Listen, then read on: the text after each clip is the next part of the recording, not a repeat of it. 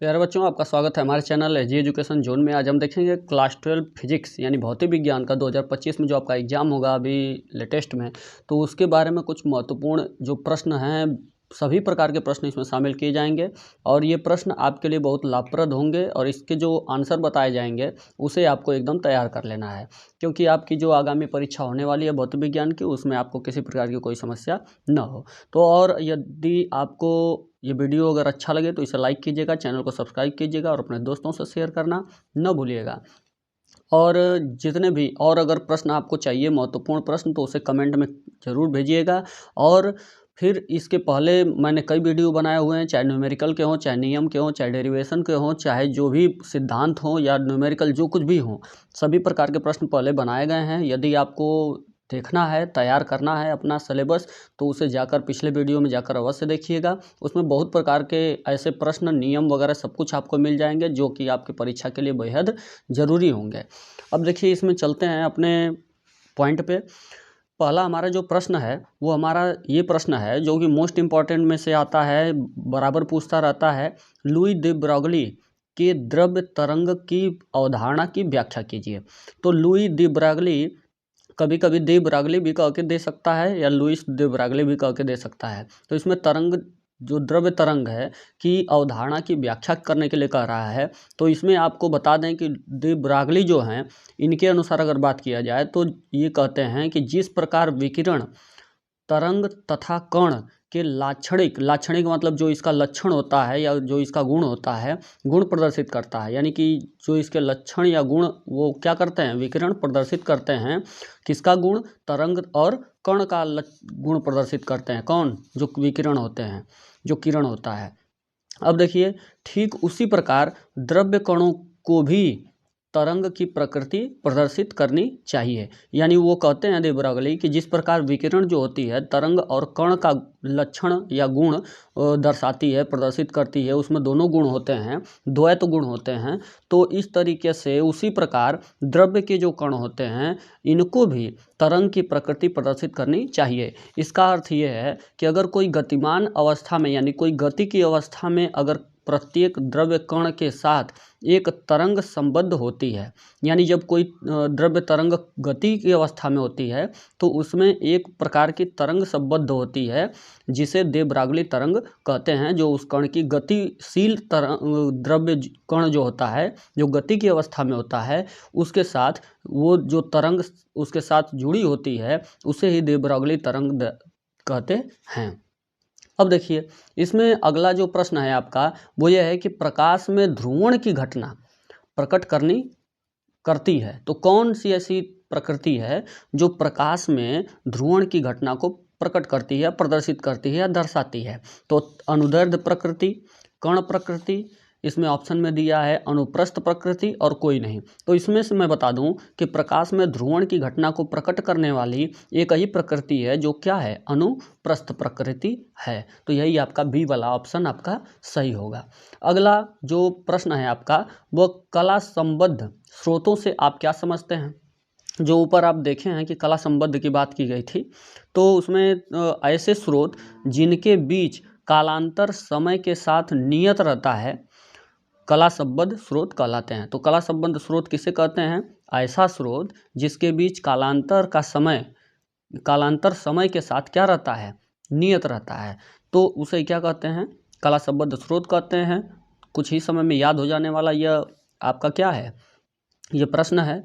अब देखिए, दो कला संबद्ध स्रोतों से अस्थायी व्यतिकरण प्राप्त किया जाता है। ये 1 नंबर में आपका प्रश्न इसमें से उठा के पूछ सकता है कि दो कला संबद्ध स्रोतों से अस्थायी यानी कि क्या प्राप्त किया जाता है। तो आपको बताना होगा कि व्यतिकरण की जो घटना होती है, यानी अस्थायी व्यतिकरण की घटना इससे प्राप्त होती है। किससे? दो कला संबद्ध स्रोतों से।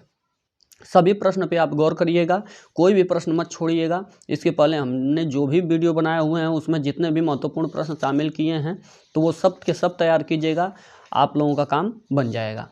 अब आगे जो अगला जो चौथा नंबर है वो ये है कि वायु में 4000 एंगस्ट्रॉम तरंगदैर्घ्य के एक वर्णी प्रकाश की किरणें जल में प्रवेश करती हैं और उसका अपवर्तनांक कितना है, 4/3 है। तो जल में इसकी तरंग दैर्ध्य क्या होगी? तो इसकी जल में तरंग दैर्ध्य निकालना है। ये प्रश्न जो है, जो न्यूमेरिकल के तौर पे है, ये 1 नंबर में आपका कभी कभी पूछ देता है, बराबर लगभग पूछ देता है। तो इस तरीके से इसमें पहली बात एक दिया गया है कि जो इसमें जल में इसकी तरंग दैर्ध्य पूछ रहा है और उसका अपवर्तनांक कितना दिया है, 4/3। तो इसमें अपवर्तनांक आपका यानी स्मॉल n का मान दिया है 4/3। जो तरंग दैर्ध्य दिया है a का मतलब लैम्डा a का मतलब कि हवा में जो तरंग दैर्ध्य है, एयर, a का मतलब एयर यानी हवा में जो तरंग दैर्ध्य है वायु में, तो उसका दिया हुआ है। तो वायु में तरंग दैर्ध्य दिया हुआ है आपका 4000 एंगस्ट्रॉम, तो 4000 एंगस्ट्रॉम इसका हो गया।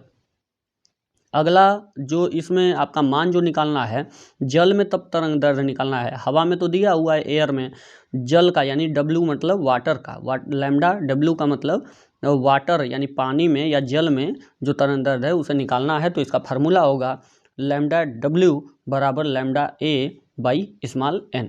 यानी ये सीधे सीधे ये फार्मूला कहाँ से आया, अपवर्तनांक बराबर होता है lambda A by lambda W, यानी दो तरंग दैर्ध्यों का अनुपात ही क्या, अपवर्तनांक हो जाता है। इसी तरीके से जो वेग होती है या चाल होती है, तो दो अलग अलग माध्यमों की जो चालें होती हैं उनका भी अनुपात क्या हो जाएगा, n हो जाएगा। यहाँ पे तो तरंग दैर्ध्य दे दिया है, हो सकता है यहाँ पे अगर चाल दे देता और दूसरे की चाल पूछ देता तो वो भी हम क्या करते हैं, यहाँ पे लैम्डा की जगह भी लगा देते। तो इस प्रकार से प्रश्न बदल बदल के होते हैं, लेकिन आपका जो लगाने का जो तरीका होगा एकदम सेम यही होगा। जब भी ऐसे प्रश्न शामिल किए जाएं तो तरंग दैर्ध्य हो या वेग हो या चाल हो, तो इस हिसाब से आप अनुपात के हिसाब से क्रॉस मल्टीप्लिकेशन करके अपना क्या कर सकते हैं, जिसका भी मान पूछ रहा है तीनों में से वो आप निकाल लीजिएगा। तो यहाँ पे आप देख रहे हैं कि लैम्डा A का मान आपका दिया हुआ है, यानी हवा में या वायु में जो तरंग दैर्ध्य है वो 4000 ऊपर रख दिया, n का मान दिया था 4/3 वो नीचे रख दिया। ये 4/3 में जो 3 है इसका मल्टीप्लाई ऊपर हो जाएगा, तो ये 4000 गुणे 3/4 हो जाएगा। 4 से ये 4000 कटा तो ये कितना बार, एक बार, यानी 1000। 1000 में 3 का मल्टीप्लाई करेंगे 3000 आपका एंगस्ट्रॉम आपका आंसर हो जाएगा। ये आपका जल में तरंग दैर्ध्य का मान हो गया, ये आपका आंसर हो गया। तो इस तरीके से ये प्रश्न, मुझे आशा है कि आपको सभी के सभी प्रश्न आपको समझ में आ रहे होंगे और मुझे आशा है आप इसे जरूर तैयार करेंगे। अगला जो देखिए ये महत्वपूर्ण आपका, इससे ये जो न्यूमेरिकल मैंने शामिल किया है, इस न्यूमेरिकल के माध्यम से आप 5 चीज़ें ऐसी चीज़ें शामिल इसमें की गई हैं कि आपके 5 प्रश्न तो ऐसे ही क्लियर हो जाएंगे। इसमें से आपका 2 प्रश्न तो इसी से बन जाएगा। अगर इसमें से 5 चीज़ों में से कोई भी उठाएगा तो ज़रूर 2 चीज़ों को उठाएगा। ये देखिए एक परिपथ दिया हुआ है, इस परिपथ में L का मान आपका दिया हुआ है, ठीक, और यहाँ पे आपका यहाँ पे सेल दिया हुआ है, इसका म्यू एफ ये इसका मान दिया हुआ है। इसके बाद फिर यहाँ आप देख रहे हैं कि प्रतिरोध है 500 ओम और यहाँ पे आपका भी का मान दिया हुआ है 200 साइन 100t, यानी ओमेगा का मान 100 दिया हुआ है यहाँ पे। तो इस तरीके से कई चीज़ें इसमें शामिल हैं, कई चीज़ों का मान दिया हुआ है, ये आप देख लीजिए अच्छे तरीके से। अब जहाँ जहाँ जिसकी ज़रूरत होगी वो रखा जाएगा। सबसे पहली चीज़ में पूछ रहा है धारतीय प्रतिघात, दूसरा पूछ रहा है प्रेरकीय प्रतिघात, तीसरा पूछ रहा है परिपथ की प्रतिबाधा और चौथा पूछ रहा है धारा और वोल्टता के बीच कालांतर।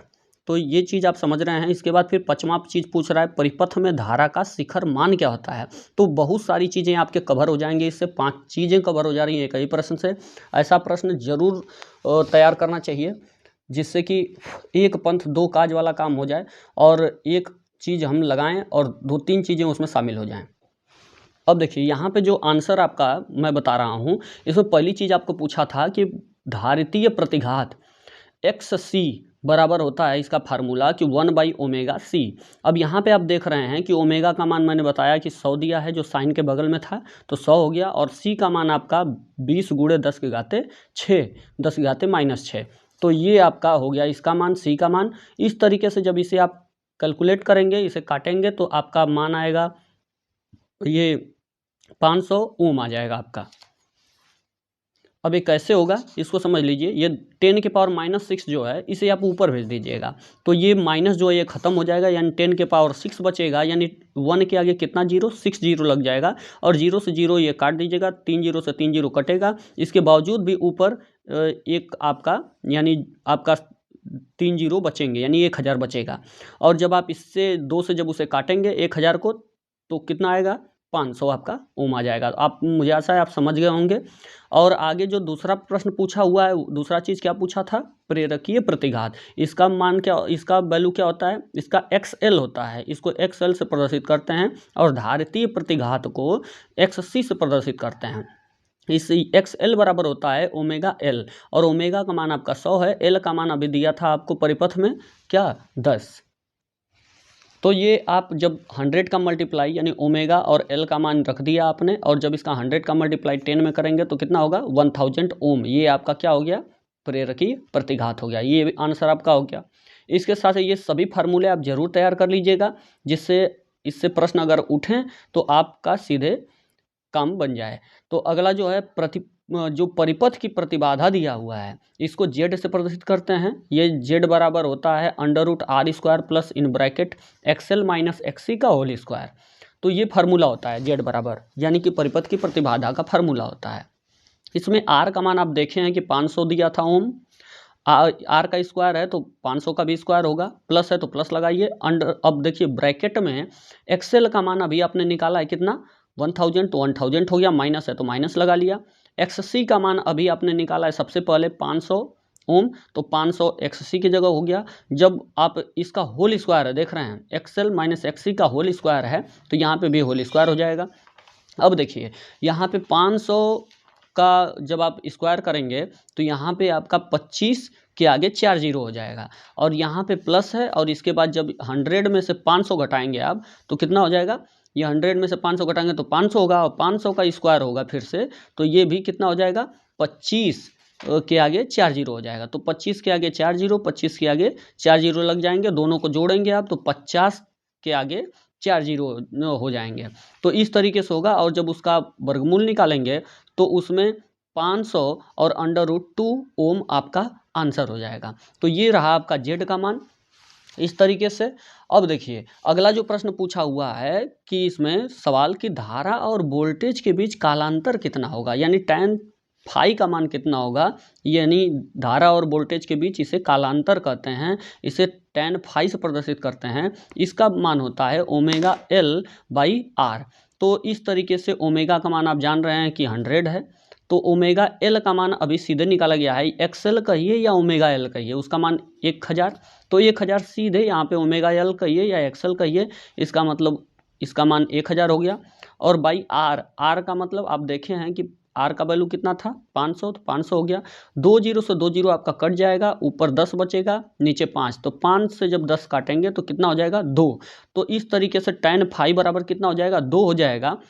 और जब फाई के साथ ये टैन इधर गुणे में है, और जब इधर टैन जाता है तो वो इन्वर्स में चेंज हो जाता है। तो इस तरीके से फाई इधर बचा, तो फाई का मान कितना, फाई बराबर हो जाएगा, इधर 2 था तो टैन जब इधर आएगा तो टैन इन्वर्स 2 लिख देंगे। तो इस तरीके से, और फिर जब टैन इन्वर्स को उधर भेजेंगे तो टैन थीटा हो जाएगा।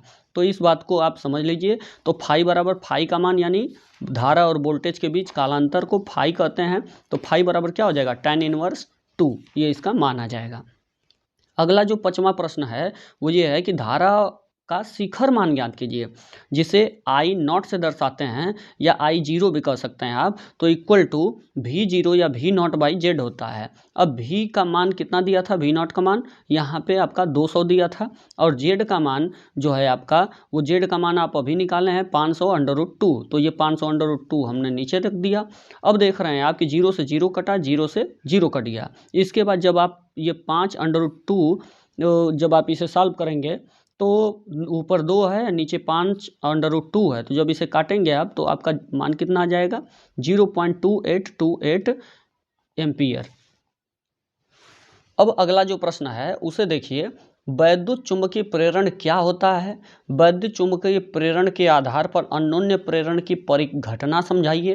अन्योन्य प्रेरण का एक उदाहरण दीजिए, और इसमें यह भी आपको शामिल करना है कि 2 समतल कुंडलियों के बीच अन्योन्य प्रेरण का सूत्र या व्यंजक ज्ञात करना। तो इस तरीके से बहुत महत्वपूर्ण प्रश्न ये आपका है, इससे कई चीज़ें कवर हो जाएंगी। जैसे ऊपर वाला आपका न्यूमेरिकल बताया गया है, एक साथ कई चीज़ें आपकी कवर हो गई, तो इसी तरीके से ये छठवां जो प्रश्न है इसमें भी एक साथ आपकी कई चीज़ें कवर हो जाएंगी। जैसे सबसे पहली बात क्या कि वैद्युत चुंबकीय प्रेरण क्या होता है। तो जब किसी कुंडली तथा चुंबक के बीच आपेक्षिक गति होती है तो कुंडली में एक वैद्युत वाहक बल उत्पन्न हो जाता है। यानी जब कुंडली जो होती है, किसी कुंडली और चुंबक के बीच जब गति होती है तो कुंडली में एक वैद्युत वाहक बल उत्पन्न हो जाता है, जिसे प्रेरित विद्युत वाहक बल कहते हैं। अब इस तरीके से यदि कुंडली एक बंद परिपथ है तो इस प्रेरित वैद्युत वाहक बल के कारण कुंडली में वैद्युत धारा प्रवाहित होती है, जिसे प्रेरित धारा कहते हैं। तो इस वैद्युत वाहक बल के कारण कुंडली में जो धारा प्रवाहित होती है उसे कौन सी धारा कहते हैं? प्रेरित धारा कहते हैं। और इसी घटना को, जब प्रेरित धारा जो बहती है तो इसी घटना को क्या कहते हैं? वैद्युत चुंबकीय प्रेरण कहते हैं। तो ये आप वैद्युत चुंबकीय प्रेरण के ऊपर टिप्पणी भी या छोटे प्रश्न में कभी आपको पूछ देता है, तो बहुत सारी चीज़ें इससे कवर हो जाएंगी आपकी। इसके बाद अन्योन्य प्रेरण क्या होता है, इसके बारे में समझ लीजिए। यदि कुंडलियों में अति समीप रखकर एक में धारा प्रवाहित करें, यानी कि कुंडलियों मतलब दो कुंडली हों, एक कुंडली यहाँ और एक कुंडली यहाँ, और दोनों अगर एक कुंडली में अगर धारा प्रवाहित किया जाए, दोनों में एक साथ नहीं, एक कुंडली में अगर मानिए इधर की कुंडली और इधर की कुंडली, दो कुंडली है, तो इसमें अगर इधर वाली पहली कुंडली में अगर धारा प्रवाहित की जाए तो करें, अथवा प्रवाहित धारा के मान में परिवर्तन करें, यानी या तो उसे बढ़ा दें या फिर घटा दें, तो दूसरी कुंडली में एक प्रेरित वैद्युत वाहक बल उत्पन्न हो जाता है। यानी दूसरी कुंडली में भी एक विद्युत वाहक बल पहली कुंडली के कारण उसमें उत्पन्न हो जाएगा। और वैद्युत चुंबकीय प्रेरण की यह घटना, यह कैसी घटना है? अन्योन्य प्रेरण वैद्युत चुंबकीय प्रेरण की घटना है, क्योंकि एक की प्रेरणा से दूसरे में धारा बह रही है। तो इस तरीके से इस वैद्युत चुंबकीय प्रेरण की इस घटना को अन्योन्य प्रेरण कहते हैं। और अन्योन्य प्रेरण के उदाहरण कौन कौन से हैं? ट्रांसफार्मर तथा प्रेरण कुंडली है। तो इस तरीके से ट्रांसफार्मर के बारे में हमने पहले बताया है अन्योन्य प्रेरण के आधार पर, और कितने प्रकार के ट्रांसफार्मर होते हैं और कैसे कैसे वो काम करते हैं, क्या किस सिद्धांत पे कार्य करते हैं, उसकी क्या कार्य शैली होती है, रचना क्या होती है। ये बहुत महत्वपूर्ण प्रश्नों में से एक है, तो इसे जाकर अवश्य देखिएगा। ट्रांसफार्मर आपका बहुत इंपॉर्टेंट पार्ट है। कुछ समय पहले ट्रांसफार्मर और डायनमो इसको कोर्स से निकाल दिया था, लेकिन बाद में फिर शामिल कर दिया क्योंकि इसकी आवश्यकता बहुत ज़्यादा थी। इसको भूल से निकाल दिया गया, बाद में इसे शामिल किया गया है। तो इसलिए अब ये हो सकता है कि आपके इस साल प्रश्न में ज़रूर आए, तो ट्रांसफार्मर और डायनमो को ज़रूर तैयार कीजिए। तो पिछले वीडियो में जाकर देख लीजिएगा। अगला जो चीज़ है वो है अन्योन्य प्रेरण गुणांक। किसी दो कुंडलियों के बीच अन्योन्य प्रेरण गुणांक या अन्योन्य प्रेरकत्व संख्यात्मक रूप से किसी एक कुंडली में चुंबकीय फ्लक्स ग्रंथिकाओं की संख्या के बराबर होती है। तो जो ये अन्योन्य प्रेरण गुणांक है ये किसके बीच लगता है? दो कुंडलियों के बीच जो है। तो अन्योन्य प्रेरकत्व तो संख्यात्मक रूप से क्या होता है कि किसी एक कुंडली में चुंबकीय फ्लक्स ग्रंथिकाओं की संख्या के बराबर होता है। यानी जितनी चुंबकीय फ्लक्स ग्रंथिकाएं कुंडली में होती हैं जिस कुंडली में, तो उसके बराबर होता है। जबकि दूसरी कुंडली में 1 एम्पीयर की वैद्युत धारा प्रवाहित हो रही है। तो ये बात होती है अन्योन्य प्रेरण गुणांक के बारे में। अब देखिए अन्योन्य प्रेरण गुणांक का मात्रक क्या होता है। तो हेनरी जो इसका मात्रक होता है वह हेनरी कह सकते हैं आप। अन्योन्य प्रेरण गुणांक का मात्रक क्या होता है? हेनरी होता है, या फिर वोल्ट सेकेंड पर एम्पियर होता है। तो ये दो मात्रक आपको तैयार रखने हैं। तो दोनों में से कोई भी आपको चाहे ऑप्शनल रूप से दे देगा, चाहे ऐसे पूछ देगा। और इसकी बीमा क्या होती है कि ml² T-2 है और A-2। अब ये इसकी क्या होती है? बीमा होती है। तो mlt-2 और A-2। तो इस तरीके से इसे तैयार कर लीजिएगा। अब आगे देखिए, ये इसमें इसी प्रश्न में शामिल ये चीज़ है कि दो समतल कुंडलियों के बीच अन्योन्य प्रेरण का व्यंजक या सूत्र स्थापित कीजिए, जो मैंने बताया हूँ कि अभी बहुत महत्वपूर्ण होता है। तो इसमें क्या है कि सबसे पहला काम क्या करना है कि माना कि A1 और A2 त्रिज्या कि दो समतल वृत्ताकार कुंडलियां एक दूसरे के समीप समक्षीय रूप से रखी हैं। समक्षीय का मतलब दोनों के अक्ष एक हैं, तो यानी कि एक कुंडली है और एक कुंडली दूसरी है, तो दोनों कुंडलियों का जो त्रिज्या है वह अलग अलग है। तो पहली कुंडली का A1 और दूसरी कुंडली की त्रिज्या A2 है। ये बात कह रहा है, दो कुंडलियां हैं और माना कह रहा है कि जो पहली कुंडली है प्राथमिक कुंडली में फेरों की संख्या कितनी है, N1 है, और दूसरी कुंडली में फेरों की संख्या N2 है।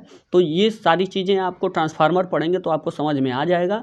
ट्रांसफार्मर वाला पॉइंट जरूर पढ़िएगा, इससे N1 N2 क्या है, कैसे वर्क करता है वो आपको समझ में आ जाएगा। और माना प्राथमिक कुंडली क्या है और द्वितीय कुंडली का है, ये भी आपको उसी में समझ में आ जाएगा। तो इस तरीके से माना कि प्राथमिक कुंडली में I1 एम्पियर की धारा यानी I1 धारा प्रवाहित हो रही है, तो क्या है, अतः प्राथमिक कुंडली के केंद्र पर चुंबकीय क्षेत्र यानी जो B का मान होता है, कैपिटल B का मान, वह क्या हो जाएगा, mu naught N1 I1/2 A1 हो जाएगा।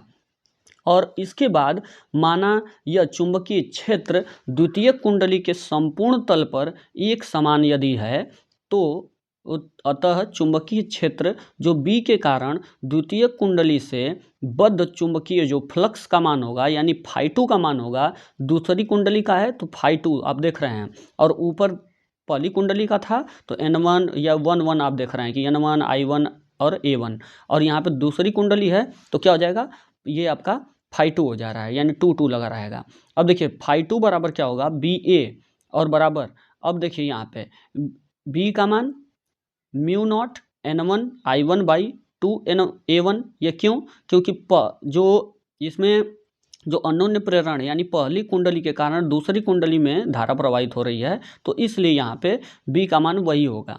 तो इसलिए B का मान यहाँ पे आप देख रहे हैं कि जो ऊपर था वही है। अब इस तरीके से A बराबर क्या होगा, वह इस कुंडली में होगा दूसरी कुंडली में, तो φA2 का होल स्क्वायर। अब देखिए यहाँ पे φ2 बराबर क्या होगा कि अब यहाँ पे म्यू नॉट बाई 2 ये अलग कर लिया हमने। इसके बाद ये जो यहाँ पे पाई था, पाई A2 का होल A2 स्क्वायर ये यहाँ पे लिख लिया, और A1 ये हो गया, और N1 I1 को हमने अलग कर लिया। तो ये कोई दिक्कत नहीं, आप एक साथ सबको लिख सकते हैं, इसको भी ऊपर पूरा इकट्ठा लिख सकते हैं। तो ये आपका φ2 का मान हो गया इतना के बराबर। अब जो कुंडलियों के बीच अन्योन्य प्रेरकत्व होगा उसका मान क्या होगा, तो इसे कैपिटल M से दर्शाते हैं, बराबर होता है N2 φ2/I1।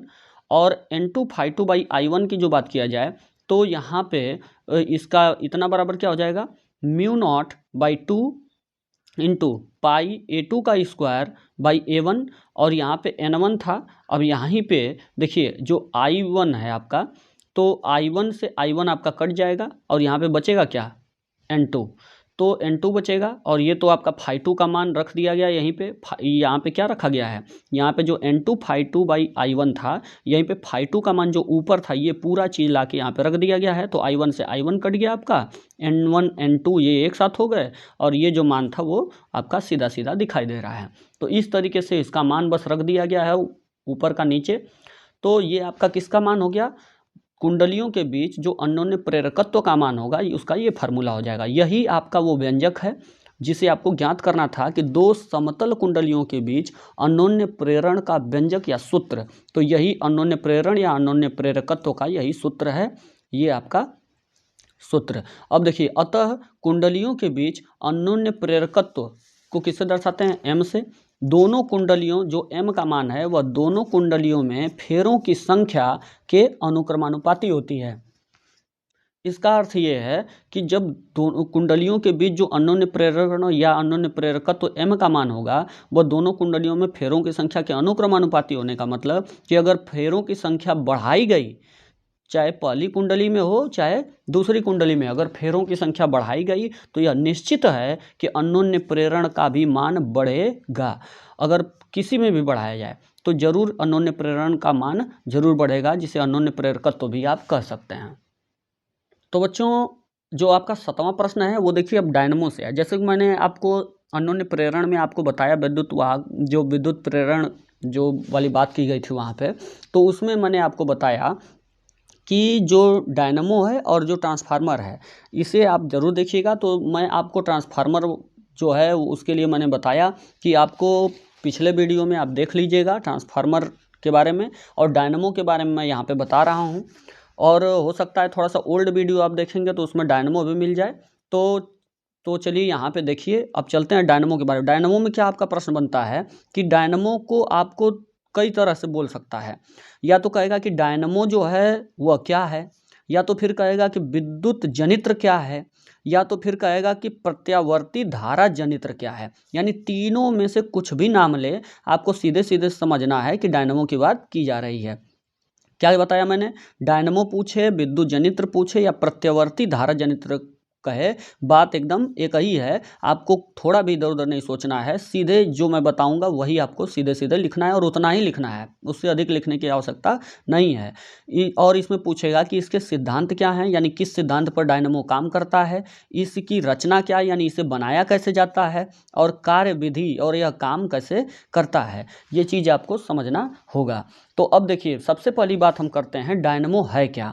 यह एक ऐसा साधन है जो यांत्रिक ऊर्जा को विद्युत ऊर्जा में बदलता है। यांत्रिक ऊर्जा को विद्युत ऊर्जा में बदलने का आशय ये है या अर्थ ये है कि जब हम गति देते हैं किसी मशीन को, तो जिस मशीन को हम गति देते हैं स्वयं, तो उसे यांत्रिक ऊर्जा बोलते हैं, और गति के कारण जो ऊर्जा उत्पन्न होती है उसे विद्युत ऊर्जा आप कहते हैं। तो इस तरीके से ये जो डायनमो है, आप देख रहे होंगे कि जो जनरेटर होता है उसे लोग क्या करते हैं, स्टार्ट करते हैं, और जब उसे चलाते हैं, मूव करते हैं, उसे यंत्रवत चलाते हैं, जब वो उसे गति देते हैं तो वह यांत्रिक ऊर्जा हो गई, और जब उसे गति देने के बाद जब वह स्टार्ट हो जाता है तो वह विद्युत ऊर्जा उत्पन्न करता है। तो वही वह डायनमो है जिसे हम जो यांत्रिक ऊर्जा को क्या करता है, विद्युत ऊर्जा में बदलता है।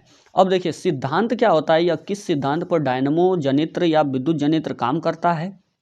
यह देखिए, यह विद्युत चुंबकीय प्रेरण के सिद्धांत पर कार्य करता है। जैसा कि मैंने आपको बताया था कि विद्युत चुंबकीय प्रेरण के सिद्धांत पर यह कार्य करते हैं डायनमो, और वो जो आपका जो था ट्रांसफार्मर, तो ये दोनों चीज़ें आपके इसी पर कार्य करती हैं। बस आशय यह है कि यह विद्युत चुंबकीय प्रेरण के सिद्धांत पर कार्य कर रहा है, और वो विद्युत चुंबकीय प्रेरण के ही सिद्धांत पर वो अनोन्य प्रेरण के सिद्धांत पर कार्य करता है। तो उसी का अंश है, उसी का भाग है। अब देखिए यहाँ पे, तो इसे आप अगर पूछे डायनमो किस सिद्धांत पर कार्य करता है, विद्युत चुंबकीय प्रेरण के सिद्धांत पर। क्यों? अब जब किसी कुंडली से संबंधित चुंबकीय बल रेखाओं की संख्या में परिवर्तन होता है, तो इसके परिणाम से कुंडली में एक प्रेरित धारा प्रवाहित होने लगती है या धारा बहने लगती है, और धारा की दिशा फ्लेमिंग के दाएं हाथ के नियम के द्वारा ज्ञात की जाती है।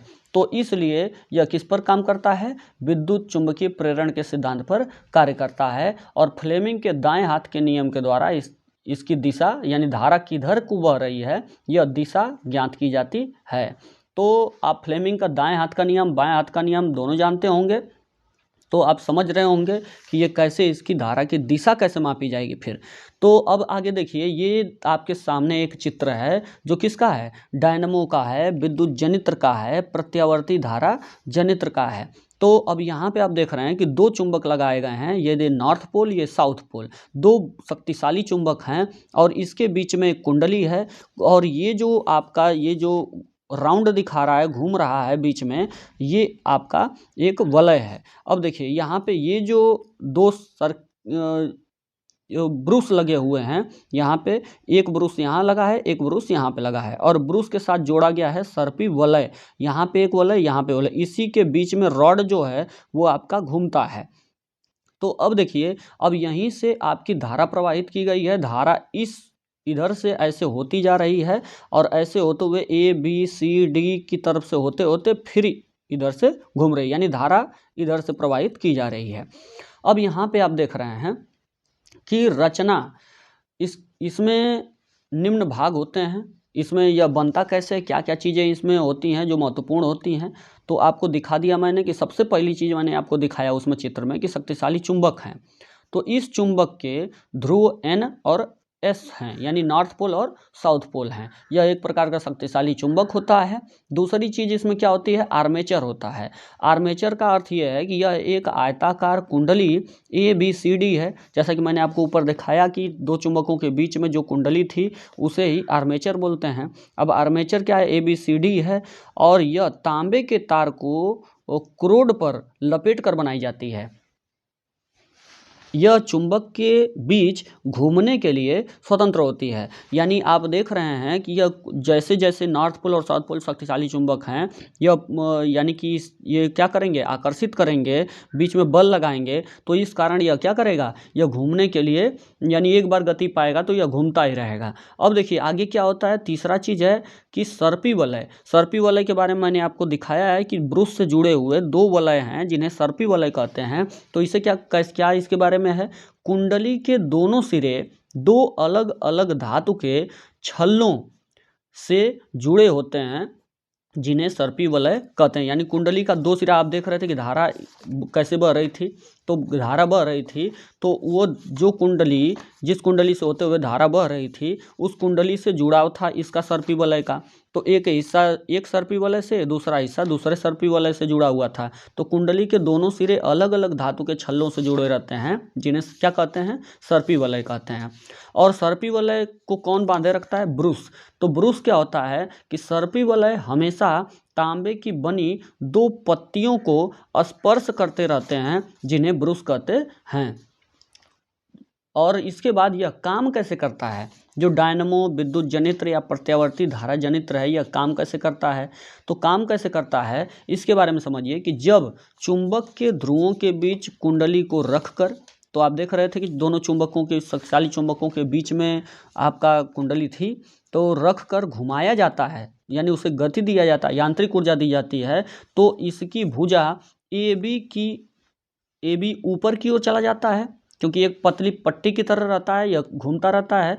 तो क्या होगा, तो इस तरीके से इधर की तरफ यह घूमता जाता है, इधर की तरफ। तो अब यहाँ पे क्या होगा कि जब घुमाया जाता है तो इसकी भुजा AB जो है ऊपर की ओर, तथा CD किधर भागेगा, नीचे की ओर जाते हैं। और चुंबकीय क्षेत्र जो रेखाएं हैं या चुंबकीय बल रेखाओं को काटती है। और इसी के कारण फ्लेमिंग के दाएं हाथ के नियम के अनुसार इन भुजाओं में AB और CD के अनुदिश प्रेरित धारा प्रवाहित होने लगती है।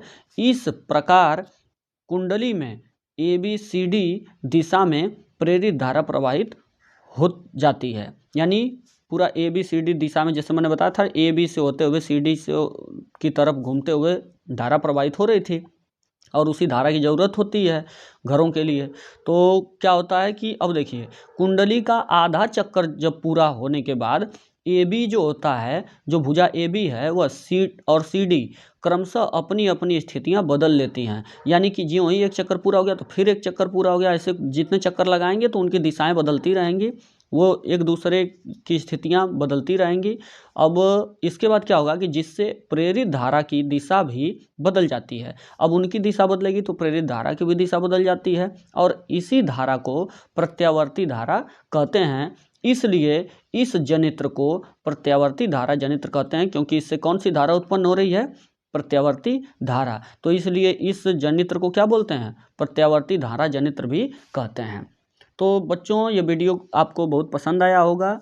अगर ये आपको अच्छा लगे तो इसे लाइक कीजिएगा, चैनल को सब्सक्राइब कीजिएगा और अपने दोस्तों से शेयर करना न भूलिएगा। लेकिन हाँ, इन प्रश्नों को जरूर तैयार कर लीजिएगा, और आगामी आने वाले जितने भी प्रश्न हैं, यदि आप उन्हें चाहते हैं तो, और आप नए हैं अगर चैनल पे, तो इसे ज़रूर सब्सक्राइब कीजिएगा, बेल आइकन की घंटी बजा दीजिएगा, जिससे आने वाली नोटिफिकेशन, कोई भी इम्पोर्टेंट वीडियो आपको मिले, समय से मिले। और इस तरीके से इन प्रश्नों को जरूर तैयार कीजिएगा और इस चैनल पे बने रहिएगा।